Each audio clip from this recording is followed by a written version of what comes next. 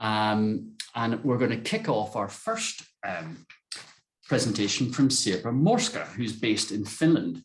I met Sirpa at first in 2018 at the Linen Biennale in Northern Ireland, a wonderful initiative, which very much hope will continue.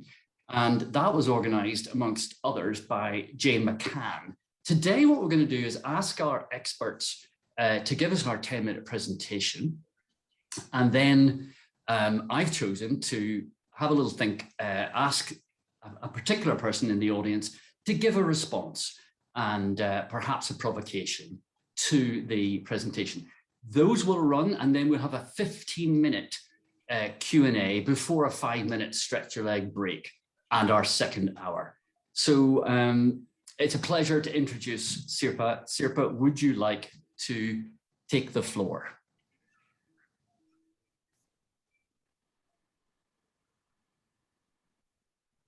Okay.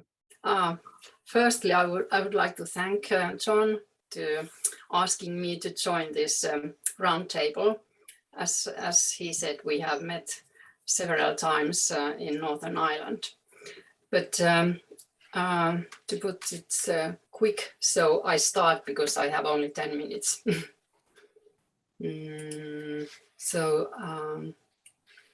Share the screen. How can I find here?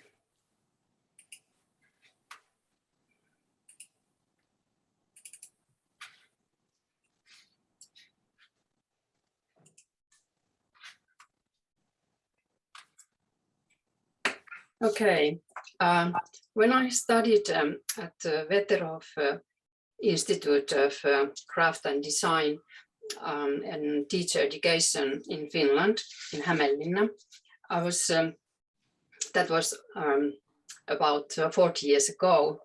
So I was interested in gaining knowledge about flax cultivation from seeds to yarn while using traditional methods and tools. I managed to get a piece of land to have my own flax field. I was so lucky. And thus, as flax cultivation had a long history in southern Finland, it's quite easy. It was quite easy, and it's still quite easy to find traditional hand tools for all those necessary phases within the flax treatment process. And by the way, I have added also a Finnish word for each phase of treatment in brackets that you can learn Finnish as well. So kylväminen, planting first, and traditionally planting needs to be done when the bird cherry tree blossoms in Finland, which is, let's say, late May, early June, in windy weather, seeding against the wind, and while felting, using felted boots. I didn't do that, but that's like a myth. 2 years ago, I tried 2 different seeds, flax seeds. One is original Martta on the left-hand side, and they tried to keep that Martta seeds alive, and I managed to get some seeds.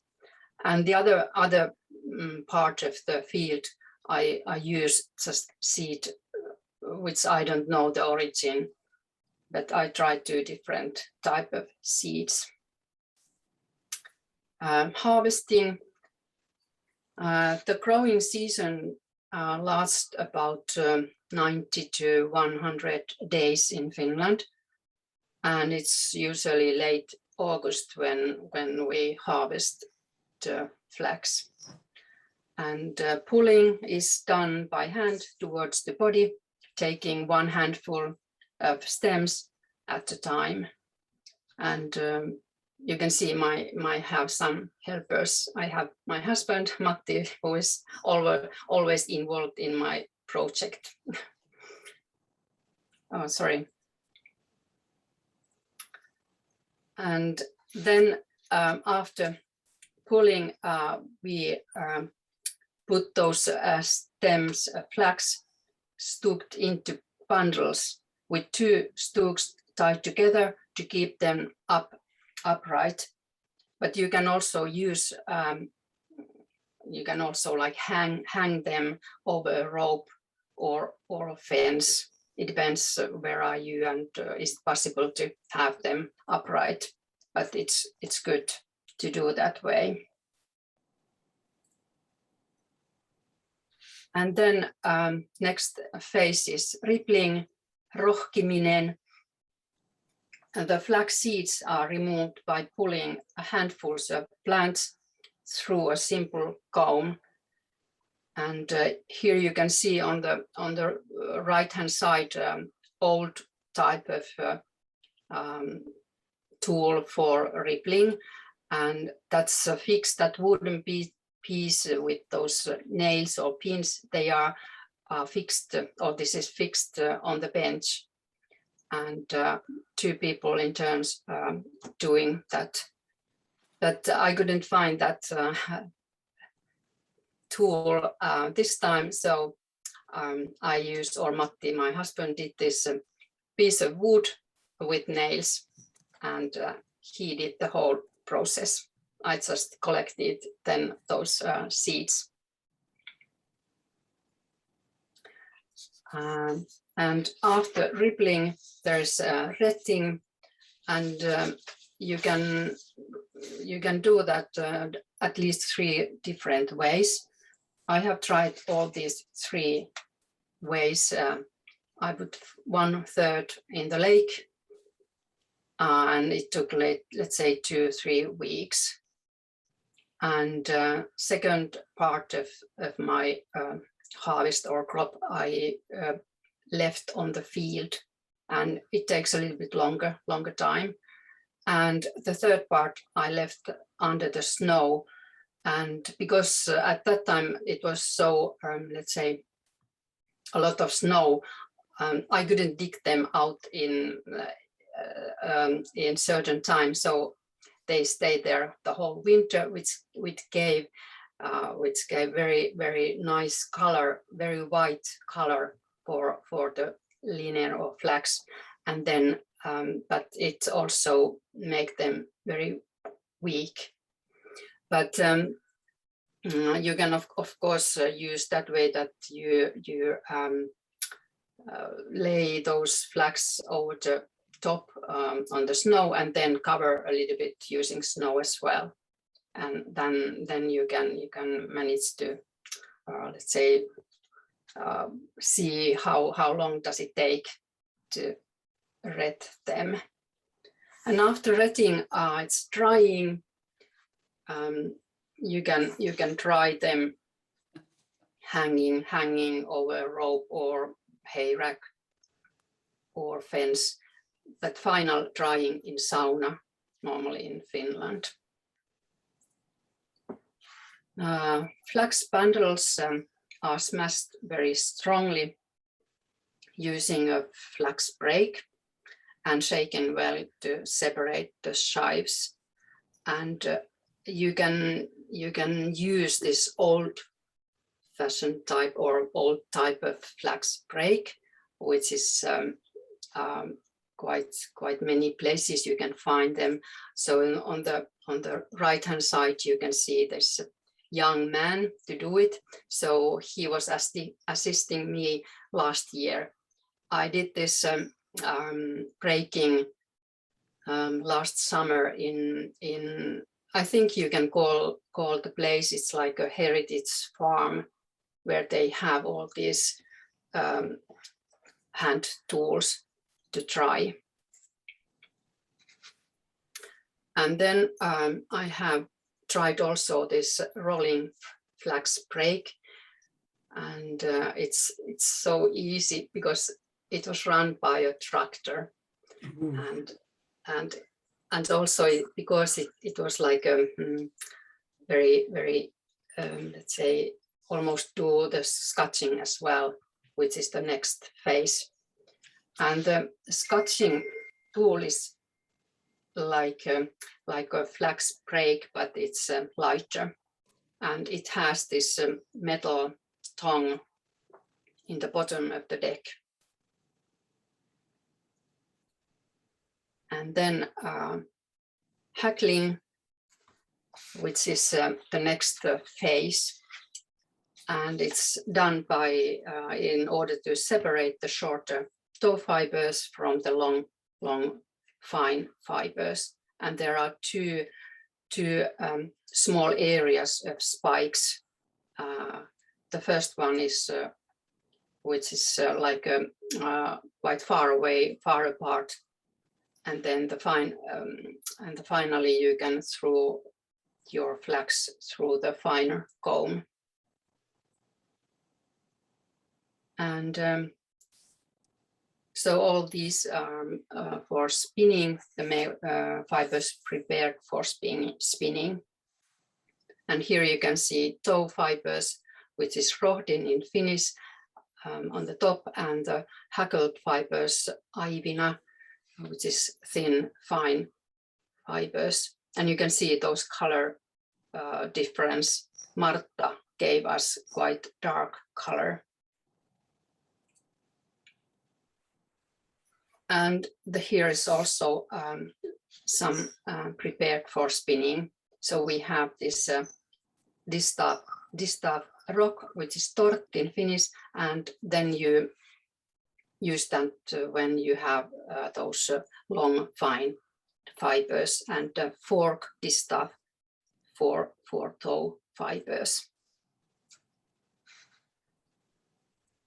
And spinning wheel, which I normally use, but I have tried also this hand or drop spindle, which is värttinä. Not so easy. Jane knows that. And then some result I have here.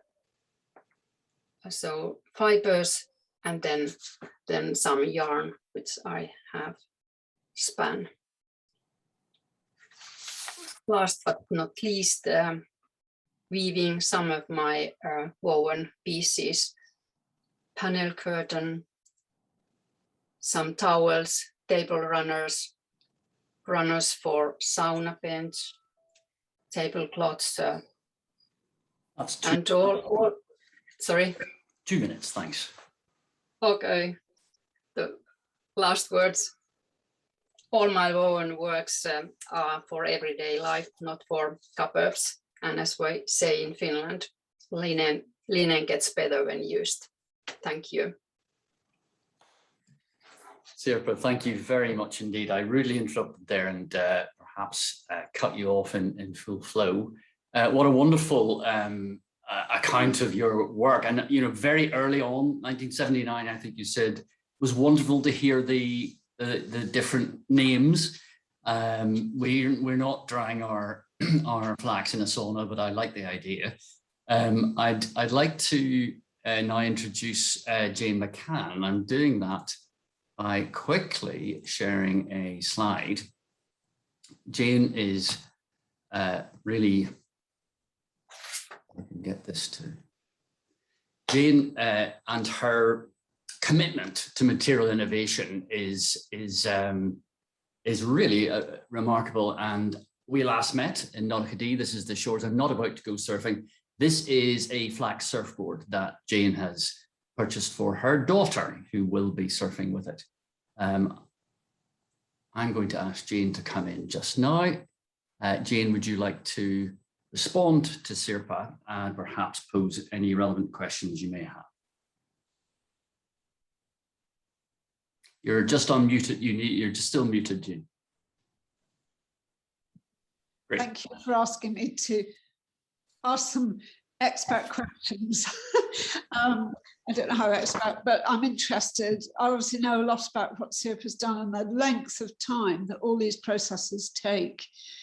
And my questions are to do with how we communicate the true value and cost of flax / linen to wider audiences, especially these days when you know, textiles are quite an quite often made out of sight and out of mind. So my first question, can you briefly tell us what parts of the process could be scaled up or can be scaled up in Finland? You know, you've talked about cultivation, fibre processing, spinning, weaving, product development. Could you just say, is this widespread or are people aware of it in Finland? About cultivation, I think it's not realistic, because if you think about the industrial or bigger scale, so I think Low Countries and Baltics or eastern part of Europe, linen is coming from that area, and fiber processing as well. I think it's not realistic bigger scale in Finland, but I think weaving is the most or the biggest area where we can do more. But, I know that when we went to one of the companies, there seemed to be boxes of spun fibre from Italy. Is that? Yeah, Jokipin Pellava is using European linen yarn, and also Lapuan Kankurit. But there's a bigger company called FINLAND, but they are using yarn coming from Kingdom, from China. But European is. Well, my other question is. Better be quick, Jane. Sorry? Better be quick. Yeah, how can we bring future practitioners into this trade? You know, just quick question. I think that teaching is one part, definitely, that schools, we have different levels. Schools like handicraft schools, we have adult education, these courses during the summer, and also even Aalto University, they have textile studies, and also we can think about those training places in Lapuan Kankurit or these small companies, and I think that's one part how to get involved these young people, and also of course craft fairs, they are so popular here in Finland. Jane, and particularly Sirpa, thank you so much, Jane, for your question, and Sirpa for your presentation. Interesting enough, the revaluing of textiles will come into our later discussion, and as well education.